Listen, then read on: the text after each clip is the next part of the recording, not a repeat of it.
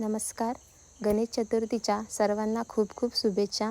आज मी माझा पहिला मिनी ब्लॉग शूट करते. तर आज सकाळीच मी गणपतीच्या नैवेद्याच्या तयारीला लागली आहे. तुम्ही पाहू शकता इथे माझे मोदक ऑलमोस्ट रेडी झाले आहेत. त्यानंतरला मी पुरणपोळीही करणार आहे आणि त्याचीही तयारी माझी ऑलमोस्ट झाली आहे.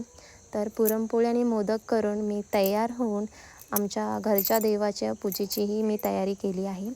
त्यानंतरला तुम्ही पाहू शकता इथे माझ्या घरचे देवाची पूजा झालेली आहे. त्यानंतरला आम्ही निघालो आमच्या गावी. तर आमच्या इकडे हा गणपती सार्वजनिक बसवला जातो, त्यामुळे आम्ही सर्वजण एकत्र येतो. तुम्ही पाहू शकता हे आमचं गाव.